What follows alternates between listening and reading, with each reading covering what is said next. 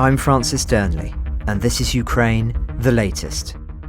Today, amid more drone strikes on Ukraine and North Korea deploying new troops, we return to what some are calling one of the most significant weeks of diplomacy since the Second World War, as British Prime Minister Keir Starmer attempts to persuade President Trump to provide a security backstop for Ukraine.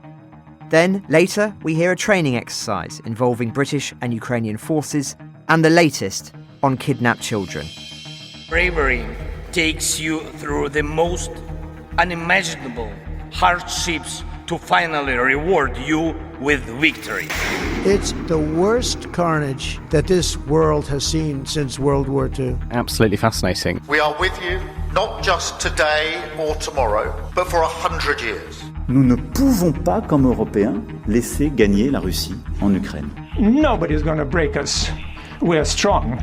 We're Ukrainians.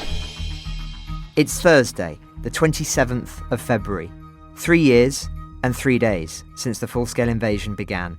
And today I'm joined live in London by our Associate Editor for Defence, Dom Nicholls, before a dispatch from Venetia Rainey and an interview with Karolina of the Institute for the Study of War. But first, over to Dom for the major battlefield developments. So let's start. North Korea has deployed additional troops to Russia. An official for South Korea's National Intelligence Agency has said this morning.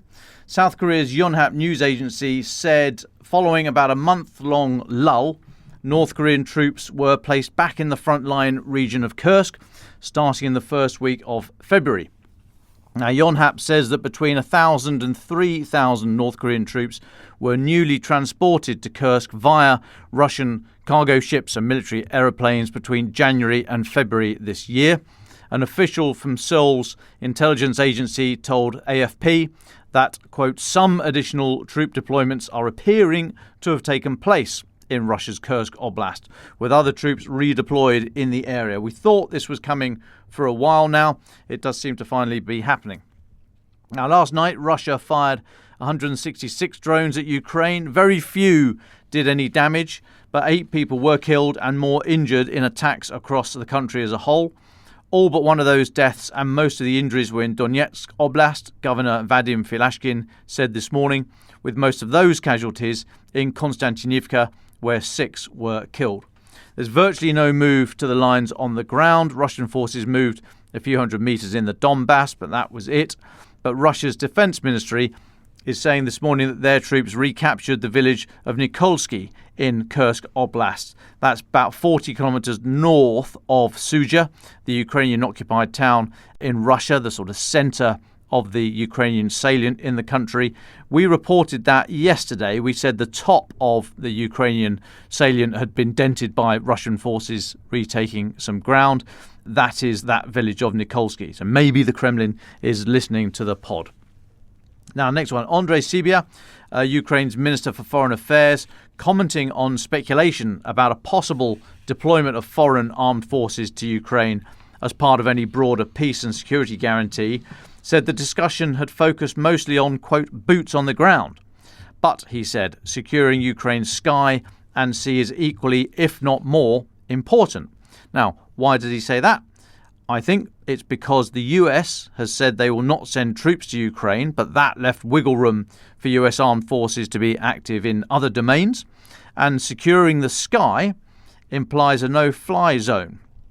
Now, policing a no-fly zone, having the cab ranks of fighters patrolling on continuous loops with the consent of the parties is one thing, but enforcing a no-fly zone in the event of a breach is a different matter entirely. The first thing that happens when enforcing a no-fly zone is that the aggressor's radar sites, anti-air missile batteries and such like on the ground start going up in smoke so that they don't pose a threat to the jets doing the patrolling. It is a very aggressive act setting up a no-fly zone. That's why calls for such a thing early after the start of the full-scale invasion were never going to fly, no pun intended. It would not have stayed below the Biden administration's escalation hurdle. Anyway, the command and control required for a no-fly zone operation and the sheer ability to ramp up to such an aggressive show of force, plus the attendant political risk, I think means the US would almost certainly have to be involved in any such provision. And I think that's why Mr. Sybiha is making a big deal of the sea and the sky. Now, just finally from me, Francis, although it is quite long, so bear with me at the back, it's worth a recap of where we are regarding global defence and security summits and meetings and what have you to do with Ukraine at the moment, because there's been a huge amount of activity and more happening all the time. So 2 weeks ago, we had the Ukraine Defence Contact Group, otherwise known as the Ramstein Group. That was chaired for the first time by Britain's Defence Secretary John Healey, although Pete Hegseth, the US Secretary of Defence, was there. And it was at that meeting that Mr. Hegseth threw the gauntlet down to Europe, saying basically that the US were going to do China and Europe needs to take care of Europe. That was followed a couple of days later by the Munich Security Conference over the weekend, at which point Vice President J.D. Vance gave Europe a bit of a bottom spanking about liberal values being the greatest security threat. He didn't say much about Russia and left in a whirl of MAGA smoke and mirrors. That was the Saturday-Sunday. In response to that, France's President Macron called a hasty meeting last Monday, 10 days ago-ish, which seemed to do not a lot, but in a very showy way. We then had an event here in London on the Tuesday where I asked the Defence Secretary how Britain's much heralded, quote, tilt to the Indo-Pacific could be a priority given the messages from the US and the parlous state of our defences. Mr. Healey said the tilt, quote, had been delivered and that Euro-Atlantic security was back in vogue, which was actually a massive shift in Britain's defence policy. And I could have written a big story about it if I hadn't had my hair on fire just trying to keep on top of everything else that was going on. As an aside, if you're listening in Britain's MOD, what does that mean for CSG-25, the next carrier strike group deployment happening later this year to the Indo-Pacific region? I'd be interested to know. Anyway, next, President Macron then flew to Washington and met Donald Trump on Monday of this week. You may have seen him correct Trump for getting the details wrong about how Ukraine has been supported in financial terms. That move went down about as well as bringing a box of blank ammo to a Tulsi Gabbard range day.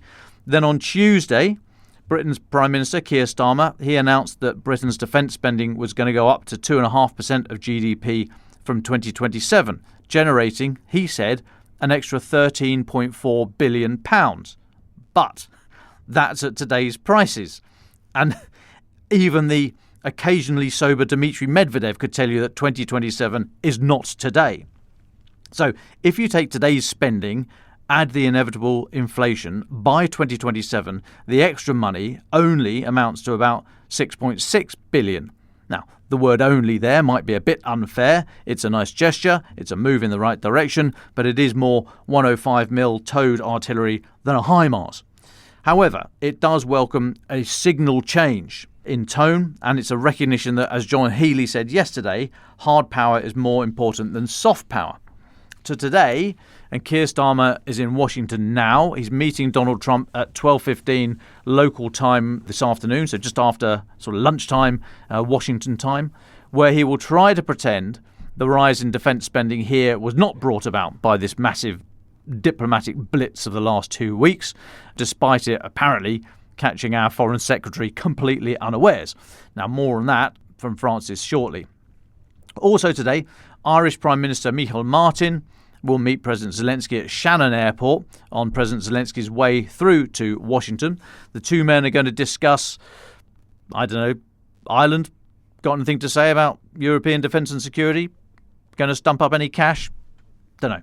Anyway, tomorrow, President Zelensky will be in Washington to sign off on the mineral deal with the US, and that meeting may well shape the next two diary entries, because on Sunday, European Commission head Ursula von der Leyen and European Council President Antonio Costa will be joined by President Zelensky and other European leaders at talks here in the UK, hosted by Keir Starmer. Then, in the next diary entry, although it's been announced this morning, it's going to happen next Wednesday, but it was announced this morning, European Council President Antonio Costa has said there's going to be a special EU summit that will be dedicated to European defence and Ukraine, to which President Zelensky will also be invited. No mention of inviting the Brits, whom you might want at a chinwag about European defence and Ukraine, and who will have just chaired a very similar meeting 3 days earlier. But it is obviously an EU summit, and you may remember we had that little falling out with the EU a few years ago. You may have heard about it. Mr. Costa said the agenda for that meeting next Wednesday aims to make first decisions for the short term that will enable Europe to become more sovereign, more capable and better equipped. You might say the time for first decisions for the short term was somewhere around 2014, but I might be being unfair again. Anyway, Mr. Costa also said a major aim of the summit was to prepare EU countries for the possible European contribution to the security guarantees that will be necessary to ensure a lasting peace in Ukraine. Now, that was my emphasis on the words prepare and possible, as it sounds like the summit won't exactly set the world on fire. But then maybe that is the whole point, and maybe I am really having a ranty day. Apart from all that, Francis, there's not a lot going on. Well, thank you very much, Dom. I mean, you can see, based on all of those details you were just talking about, why some are calling this one of the most significant weeks of diplomacy since the Second World War. Let me pick up then on what you were talking about in relation to the British Prime Minister Keir Starmer, who is, as you say, on his way to the White House, attempting to persuade President Trump to provide a security backstop for Ukraine. Now, we understand from Downing Street that Ukraine will be the number one item discussed between the two leaders when they meet. Starmer is due to arrive at the White House at 5:15 UK time, so about 12:15 Washington time, when they will continue discussions into a private lunch, and then we'll have a joint press conference. Now, as you'll know, Starmer is willing to commit British troops to a peacekeeping mission in Ukraine following any potential peace agreement, but believes American assurances are critical to, in his words, deter Putin from launching a fresh assault in the future. Now, Thursday's Oval Office talks will be the first time Starmer and Trump have met since the president took office and shocked Europe by indicating that scaling back of security support. The Prime Minister is expected to try to persuade Trump that Europe is taking its own defence seriously, but that US involvement is still vital. It follows the announcement of the boost of British defence spending earlier this week Don was just talking about, though many believe it does not go anywhere near far enough to mark the profound shift that will almost certainly be necessary. In essence, Paris has, just for this period, passed the baton over to London in terms of the key meetings taking place at the end of this week. You might say it's appropriate given the Olympics this year, or at the end of last year. But we're not only talking about the meeting between Starmer and Trump, we're talking, as you say, Dom, about the special summit this Sunday in London, where Zelensky will meet Starmer and other European leaders who we understand are similar to the list that met in Paris last Monday.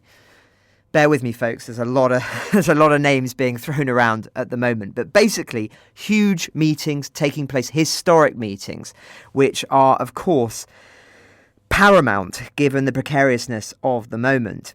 Now, the call from Zelensky, security guarantees first, ceasefire second, is, I would say, the shared view of most European leaders attending these summits too.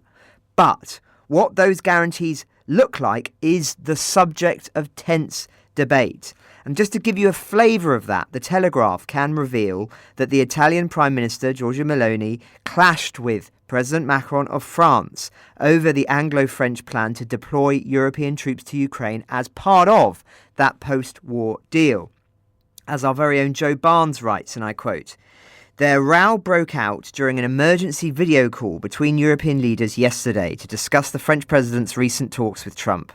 Macron told his EU counterparts that he had raised the possibility of the bloc's member states deploying troops as part of a European reassurance force to deter Russia from future attacks on Ukraine.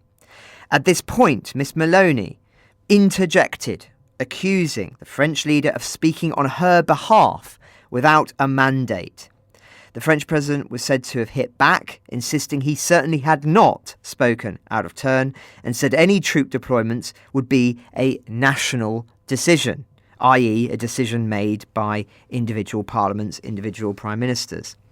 Now, as I discussed yesterday, the Italian position is that they would deploy troops in Ukraine only if it were part of a United Nations operation. And yet, just to throw in more complexity here, as you'll know, Meloni has long been a believer in Ukraine's cause, despite tensions in her own party and in her country at large. She sees NATO membership for Kyiv as the best such guarantee. So to quote her in a speech yesterday, "I have always said and believe that these security guarantees must be implemented within the context of the Atlantic Alliance, because I think this is the best framework to guarantee a peace that is neither fragile nor temporary, so that there is no longer the risk that Europe could fall back into the drama of war. The other solutions, as I've already said, seem to me to be more complex and, frankly, less effective." She may be right, but the truth is NATO membership is not going to happen in the short term. President Biden was opposed to it, as is President Trump. Indeed, Trump said yesterday, "NATO, you can forget about it," when he was asked about a potential deal to end the war. He went on, "I think that's probably the reason the whole thing started." Of course, reaffirming that Russian claim, challenged by many experts, not least because of remarks made by Putin himself that suggest otherwise. Have we all forgotten the 5,000-word essay he wrote just before the full-scale invasion? But back to the great discussion point at the moment, what military support, if any, is the US willing to provide, which would serve as an effective deterrent against future military activity by Moscow? Europe clearly does not feel, rightly or wrongly, that it is capable enough at this moment to be its own deterrent. The French seemed pretty bullish after the trip earlier this week, but we have nothing concrete beyond the remarks of a few people there on and off the record that suggest that Washington might be willing to go further than some of those remarks by Trump suggest. Certainly, if one were to listen to him, though, things don't sound too promising. He said, "I'm not going to make security guarantees beyond very much. We're going to have Europe do that because Europe is their next door neighbour."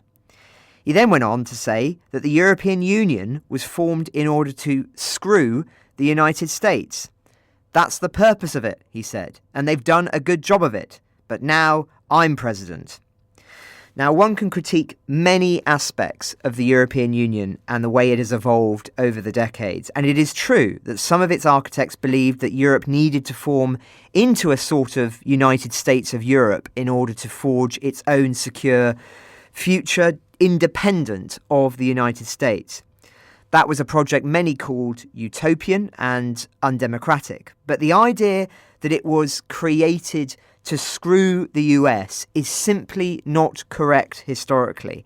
In fact, Washington over the decades has favoured European integration, not least because it benefits the United States economically, as it is able to deal directly with the European Union rather than lots of individual countries.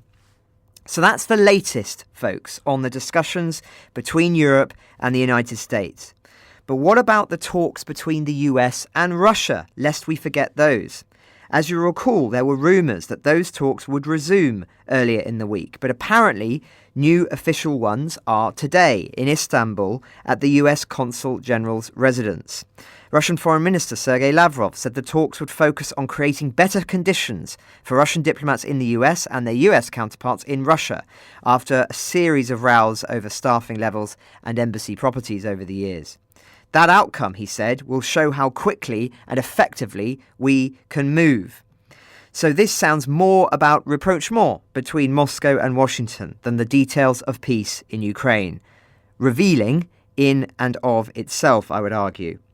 It is worth stressing that Lavrov's and other Kremlin officials' continued rejections of ceasefire and other terms that Trump and European leaders have identified as necessary to achieve a lasting peace are still commonplace.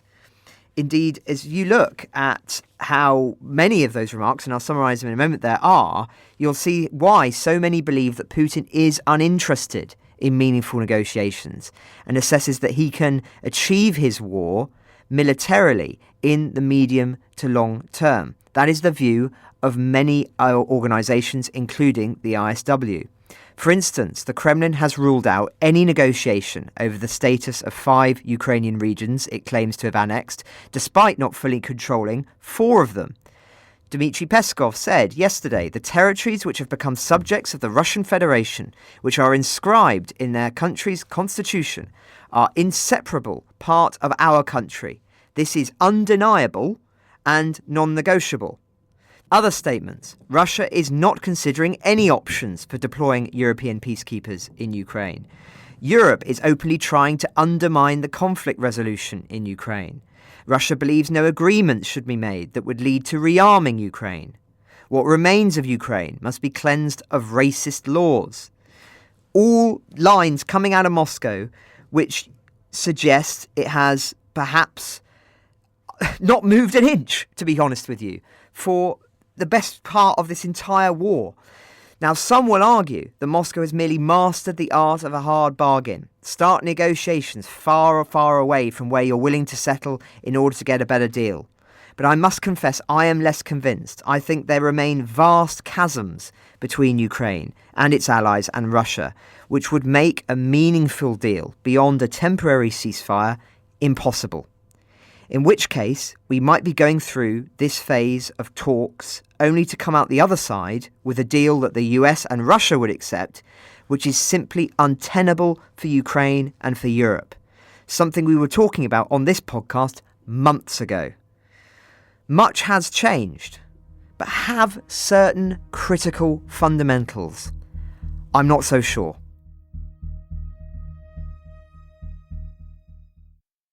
Our colleague Venetia Rainey recently went on an Interflex training mission. That's where the British Army trains Ukrainian forces. How to conduct trench warfare, how to identify enemy drones. But the training doesn't just go one way. Her report in full is available on Battle Lines, our sister podcast, which we'll link to in the show notes. But here is an excerpt from that piece. I'm somewhere in the depths of East Anglia watching dozens of Ukrainian soldiers get a lesson in trench warfare. I can't tell you exactly where I am for security reasons. Obviously, this is not something the Russians are very happy about. Now next, I'll give you a 10-minute break. This is Operation Interflex, a British-led multinational programme to train up Ukrainian soldiers in everything from basic infantry skills and first aid to platoon leadership and how to deal with chemical weapons attacks. More than 50,000 troops have been through the 5-week course since it launched in June 2022. And it's working. 4 in 5 recruits say they feel better equipped to survive on the battlefield afterwards, according to the MOD. This morning they're running through tactics of attacking a trench. Lieutenant Chalmers is running today's exercises. First, what you can see here is a mine-taped area of a layout of a trench. The demo troops from my battalion have demonstrated how we would attack a trench. We've then asked the Ukrainians to demonstrate how they would attack a trench, and then we will go through a hot rehearsal, and then this afternoon they'll move into the woodblock where there are some shallow but quite extensive trench systems, and they'll spend the afternoon conducting section and then platoon level attacks onto the trenches. What kind of differences were there between how you would attack a trench and how they would? I would argue that our tactics are potentially more methodical, but that also has a cost of taking longer as well, whereas the Ukrainians' momentum and speed appears to be the main objective. And do you adjust your training methods according to how the Ukrainians do it and how you think it might actually work in the theatre of war? Absolutely. We recognise, especially with trench warfare, this is something that they have a lot more experience in than us. So what we do, and we see our job as, is equipping them potentially with more tools, which is our own tactics, and then we listen to the way that they would attack the trench, or in any other military circumstance we listen to the methods they use. The mood is pretty relaxed here. This is just a drill out in a field after all. But when the exercise moves into the woods, where there are real trenches to practice on, things become a bit more serious.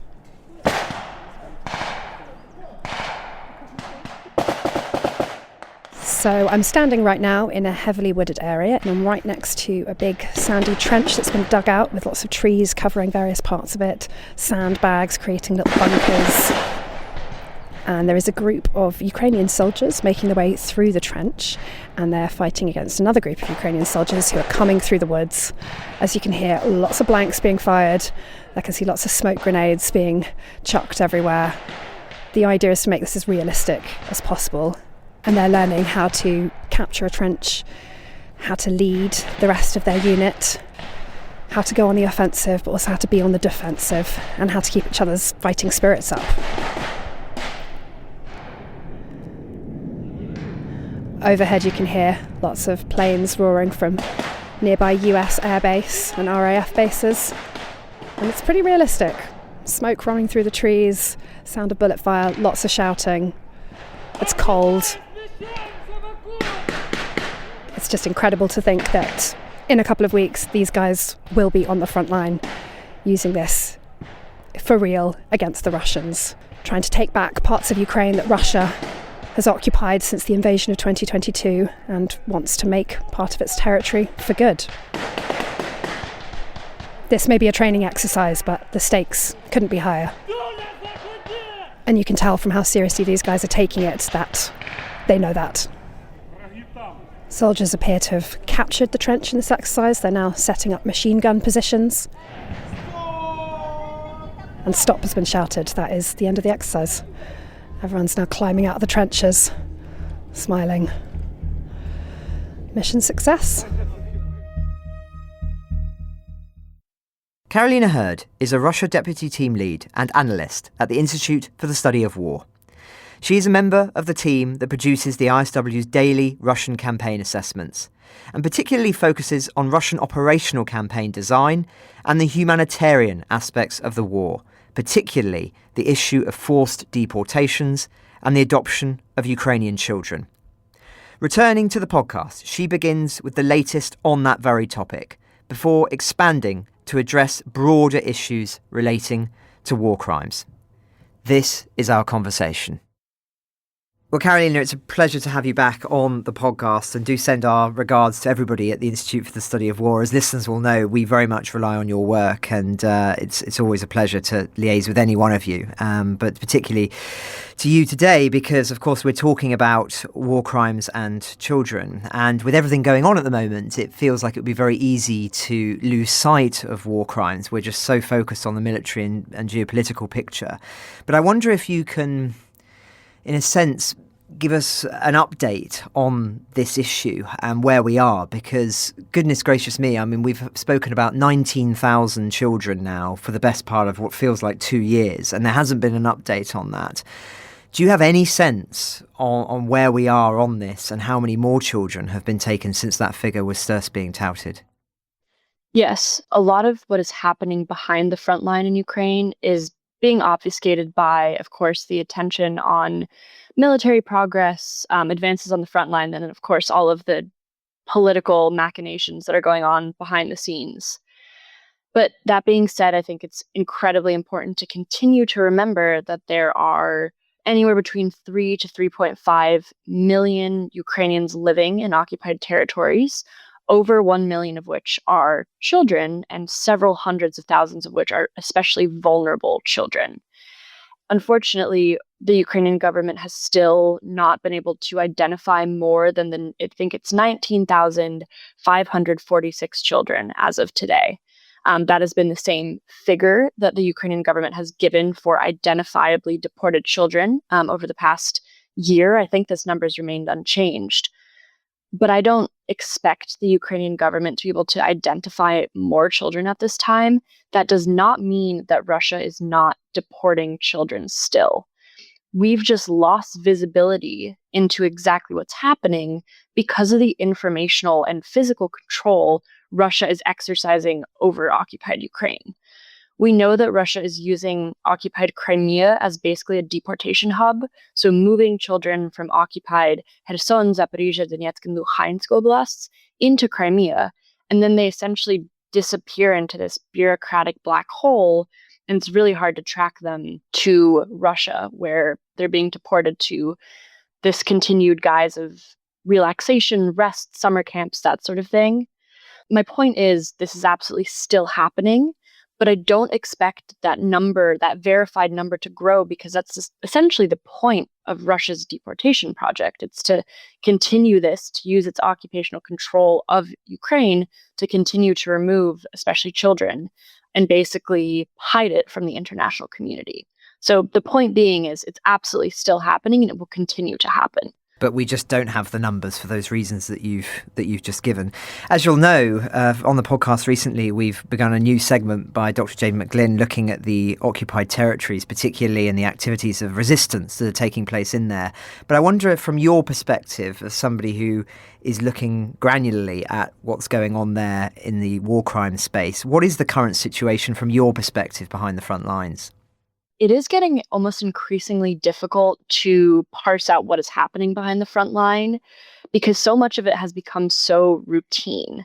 And I think as an observer, and then other international observers, it's just become this kind of very rote process of basically collecting on daily, what are the Russians doing behind the front line? But that being said, what is happening is continuing to be, various examples of violations of international law, human rights, that sort of thing. There's one thing that I really want to highlight, which I think is a kind of forgotten issue, and that is the militarization of Ukrainian children behind the front line. There have been recent efforts on the parts of Russian occupation authorities to basically build out the capacity of children's camps, to specifically use them to train Ukrainian children, specifically teenagers. We know that some camps cater specifically to kids 10 to 13 years old, on the wide range, kind of 10 to 17 years old, basically teaching Ukrainian children who are living in occupied Ukraine, both male and female, how to operate combat drones, how to do tactical combat medicine, that sort of thing. And that's a really scary thought, because that's the idea that Russia's doing this integrated effort to basically convert and indoctrinate Ukrainian children to become Russia's next mobilization reserve. There have already been stories of 16, 17-year-old Ukrainian boys behind the front line who receive summonses and then have to fight against their fellow Ukrainians, which is a completely different violation of international law, but still a very distinct violation of international law. So that's, I think, the one thing that I would really stress is the fact that Russia's almost trying to create a mobilization reserve out of Ukrainians, and specifically Ukrainian children in occupied areas. All of that is also part and parcel of the fact that we're still seeing the installation of pro-Kremlin, pro-Russian curricula throughout schools in occupied Ukraine. And then, of course, the forced passportization, what I would refer to as like the bureaucratic eradication of Ukrainian identity. We got a statistic from Ukraine's permanent presidential representative in Crimea a few weeks ago that said of the 100,000-ish children that have been born in occupied Ukraine since 2022, only 9,000 of them have received Ukrainian identification, Ukrainian documents. So that means that the remaining percentage have been forcibly given Russian documentation, and under Russian legal and administrative law, that means they're Russians. And that's a very scary statistic, because it means that these Ukrainians are being basically disappeared into the Russian bureaucratic apparatus. So all of these machinations and violations of human rights law continue behind the front line. The kind of quieter administrative things, we're still, of course, seeing reports of torture, arbitrary detention, forced imprisonment, that sort of thing, targeting of people who display pro-Ukrainian sentiment, the more violent and blatant violations of international law. But these quieter, more almost mundane violations of international law are absolutely still taking place. Just one question on what you were saying there, shocking, about the passport developments that you were just describing.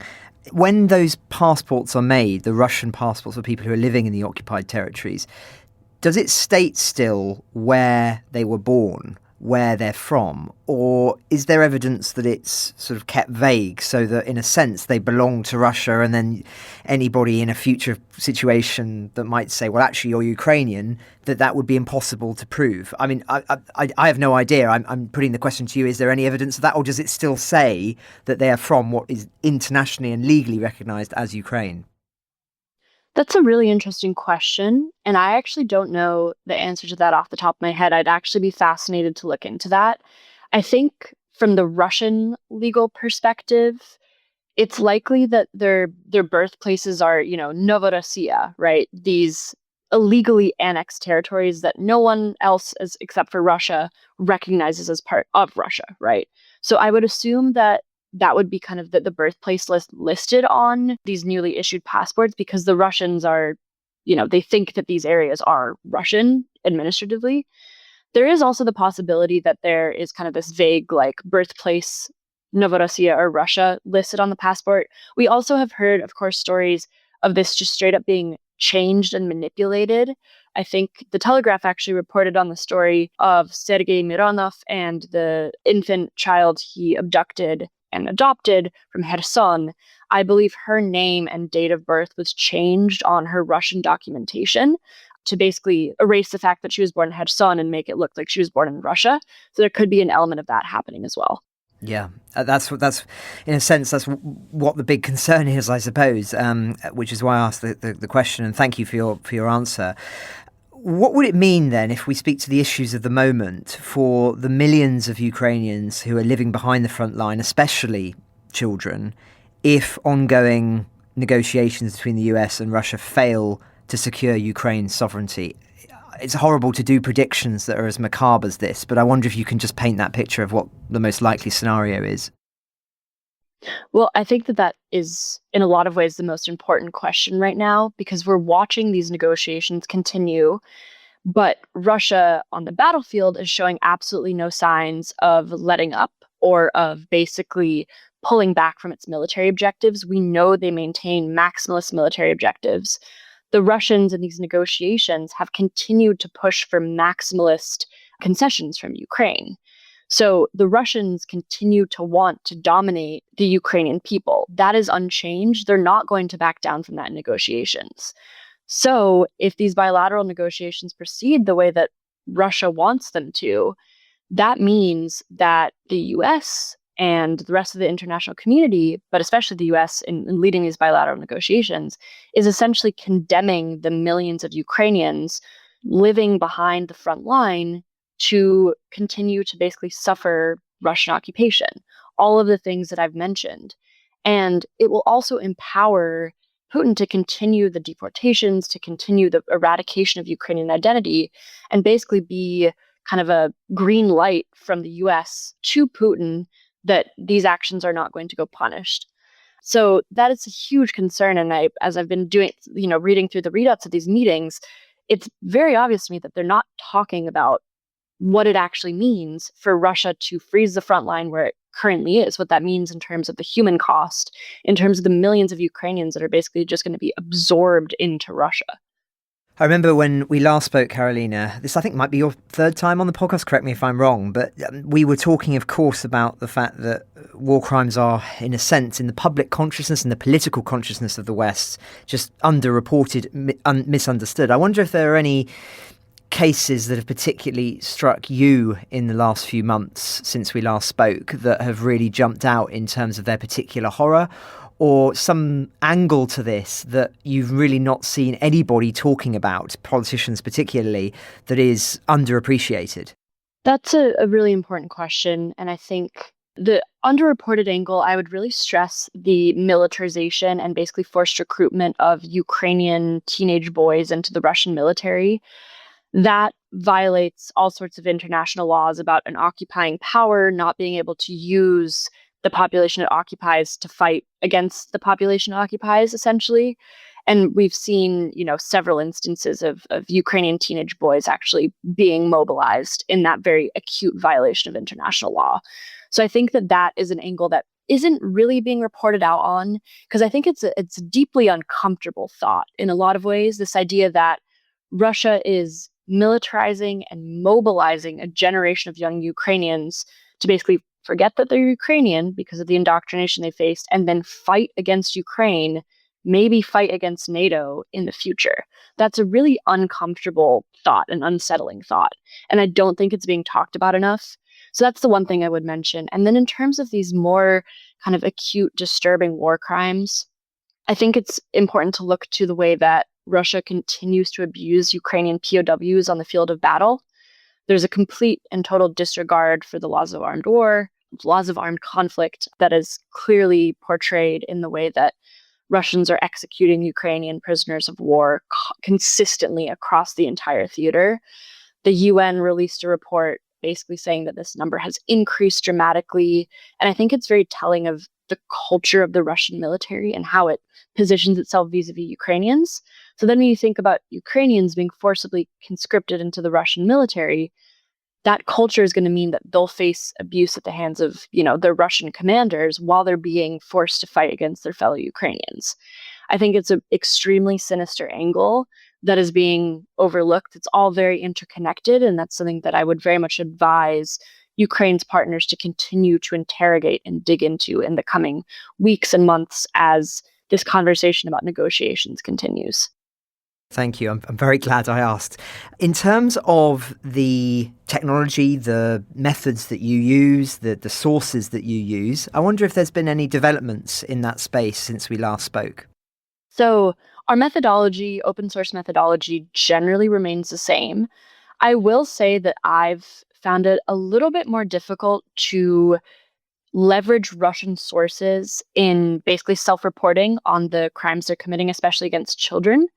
Because I think to some extent, the international pressure, the arrest warrants against Putin and his children's rights commissioner, it made a lot of Russian officials nervous, and they kind of backed down on the general reporting. But that said, all of these Russian occupation administrators are still posting about, we've taken these 3 children from Kherson Oblast to a rest and relaxation camp in Crimea. We're still seeing that, maybe on a slightly lower scale just because of maybe nervousness in the Russian information space about reporting, but it's still happening. There's a lot of phenomenal Ukrainian children's and human rights focused organizations that I've been leveraging very heavily. Specifically, want to shout out Save Ukraine, which is doing a lot of the actual on the ground work in repatriating children. And I think that they're a phenomenal organization, and I've read a lot of their stories and their methodologies and things like that, and that's a really important resource. So as the Russian information space becomes a little more clouded, I think building analyses around the stories from Ukrainian children who've been repatriated is really important, because it's kind of given me an understanding of like how these abductions and forced adoptions actually work.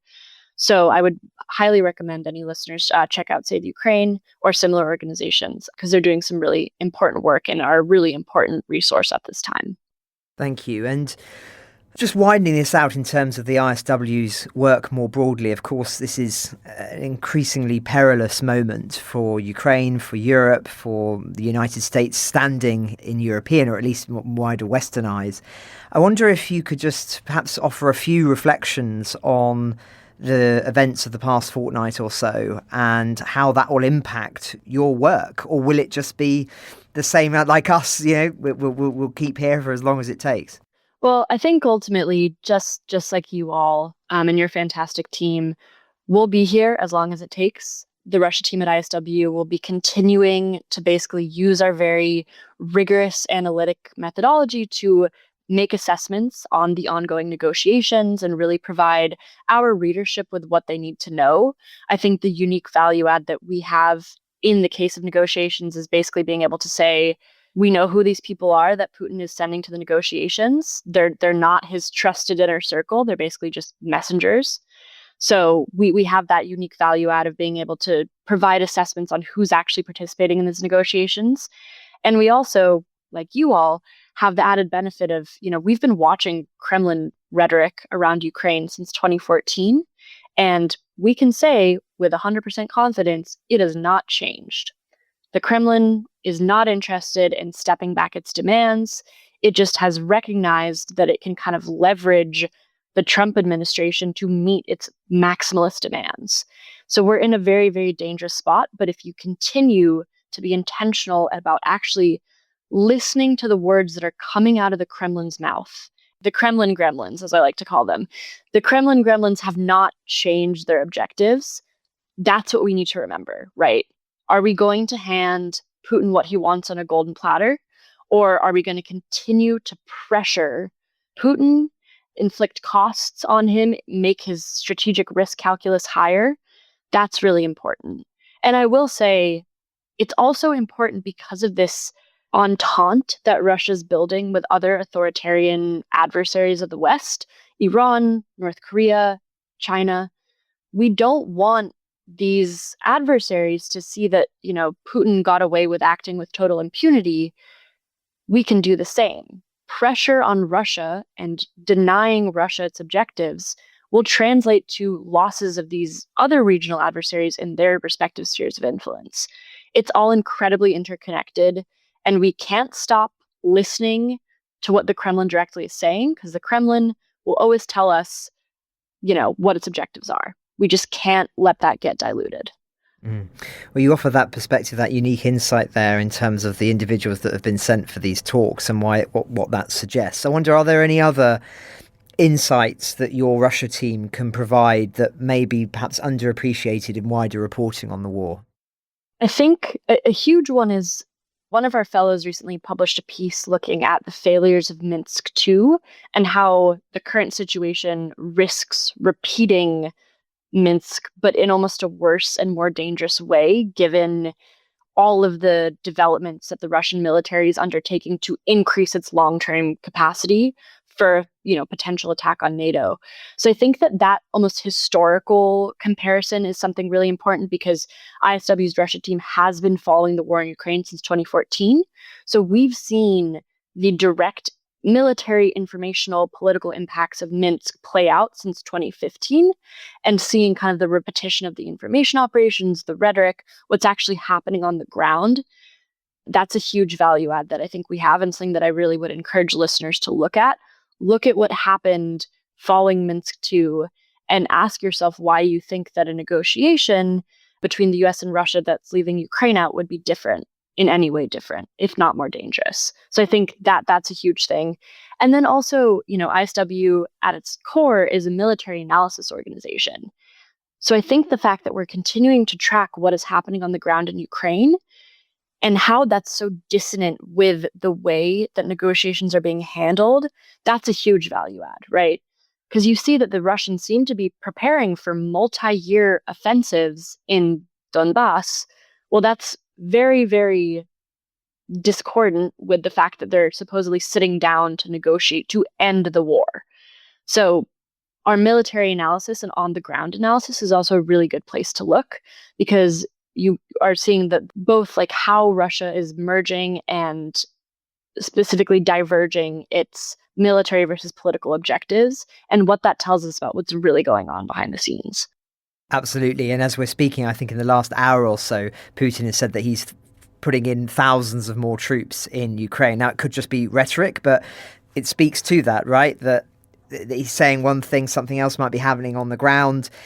And we can read a lot from those two different theatres. And of course, that's what we try and do on the podcast each day. But nonetheless, I think what you've just said there really, really draws that home. And as I say, I highly recommend the analysis that the ISW provide. It's so invaluable. We rely on it, and I know many others do too. Karolina, we've covered a lot of different subjects here. I wonder, are there anything else that we haven't talked about that you'd just like to discuss? I think I briefly touched on this, but this is something that I've been thinking through a lot more intensely right now in my current position at ISW.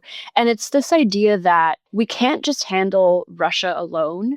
We have to remember that other countries are learning from the way that the West is positioning itself vis-a-vis Russia. I think a lot and mostly about Iran and North Korea, very heavily about Iran and kind of its manipulations in the Middle East. But also, we want to think about what China can be gaining from watching the way that these negotiations are proceeding. I very much have been thinking about kind of stepping back and viewing this on a much more grand strategic, holistic level. What's happening in Ukraine is directly going to impact the way that Iran and North Korea and China and these other major adversaries are positioning themselves and conducting themselves in the years to come. We can't just silo Russia and Ukraine away in one little corner and think that if we quote unquote dealt with them, we're fine, because we're not. All of these adversaries are cooperating bilaterally, learning from each other. And ultimately, that the lessons that they're learning, even if they're these kind of rhetorical philosophical lessons about what they can get away with on the international sphere, those lessons matter. So that's something that I would very much encourage listeners to think about, is this idea of stepping away and viewing things much more holistically. What a different world we would be living in, and how many more children too would perhaps still be in Ukraine were this war have been able to have been ended in that first year. Yeah. And that is, in a lot of ways, the point of the Russian occupation project, right? They realize that the longer they can occupy that territory, the harder it will be for Kiev to bring these people back into the Ukrainian fold. That has always been the intent. Karolina, thank you very much for your time. Always a pleasure catching up with you. Thank you so much, Francis. Dom, that leaves us where we are at this time, 1 o'clock London time. Where do you want to leave our listeners today? Well, thanks, Francis. Something that may have passed you by, it certainly did pass me by until I went back to look again at Keir Starmer's speech to the House of Commons on Tuesday. That was the speech when he announced the uplift in defence spending. There was another important passage in his speech, which I think is the start of the British government setting a wider defence and security posture for the domestic UK audience. So apologies, this is kind of UK focused, but I think it does have wider ramifications. So Keir Starmer said, this is a direct quote, "We must change our national security posture because a generational challenge requires a generational response. That will demand some extremely difficult and painful choices. And through those choices, as hard as they are, we must also seek unity, a whole society effort that will reach into the lives, the industries and the homes of the British people." Now, for me, when I looked at that again and read it properly, firstly, it underlines the Labour Party's change agenda. That's fine. Change was the buzzword from their election manifesto. But here it could be much more than just a buzzword and could have very profound implications. Second, talk of a generational response and difficult choices, I think, implies other manifesto commitments may be dropped, a bit like dropping the commitment to overseas aid that was used to pay for the defence uplift. And that may all be in light of the new Trump-driven security reality. And then the phrase whole society effort. Now that may sound familiar to our Scandinavian, Baltic friends, the further north and further east you go in Europe. But if it implies involving the whole of society to take a much more active approach to security and make more sacrifices, that is a new conversation for the United Kingdom, or one we haven't had for decades. But it is one that we will continue to have on this podcast. But I thought that was a very, very interesting passage from the Prime Minister's speech, and I think it does signal a profound change in the posture here in the UK. Ukraine the Latest is an original podcast from The Telegraph, created by David Nicholls. To support our work and to stay on top of all of our Ukraine news, analysis and dispatches from the ground, please subscribe to The Telegraph. You can get 1 month free, then 2 months for just £1 at www.telegraph.co.uk/Ukraine the Latest. Deploying cutting-edge technology, we also release Ukrainian and Russian versions of this podcast. These translations retain our voices and delivery so that it can reach listeners in every region of Ukraine and in those parts of Eastern Europe where Russian is still widely spoken. Links to those can be found in the podcast description to this episode. We regularly have a Ukraine Live blog on our website where you can follow updates as they come in throughout the day, including insights from regular contributors to this podcast. We also do the same for other breaking international stories. If you appreciated this podcast, please consider following Ukraine the Latest on your preferred podcast app and leave us a review, as it really helps others find the show. Please also share it with those who may not be aware we exist. You can listen to this conversation live at 1 p.m. London time each weekday on X Spaces. Follow The Telegraph on X, formerly known as Twitter, so that you don't miss it. You can also get in touch directly to ask questions or give comments by emailing ukrainepod@telegraph.co.uk. We do continue to read every message. You can also contact us directly on X. You can find our handles in the description for this episode. As ever, we are especially interested to hear where you're listening from around the world. Ukraine the Latest was today produced by Phil Atkins. Executive producers are Francis Dearnley, Louisa Wells, and David Knowles.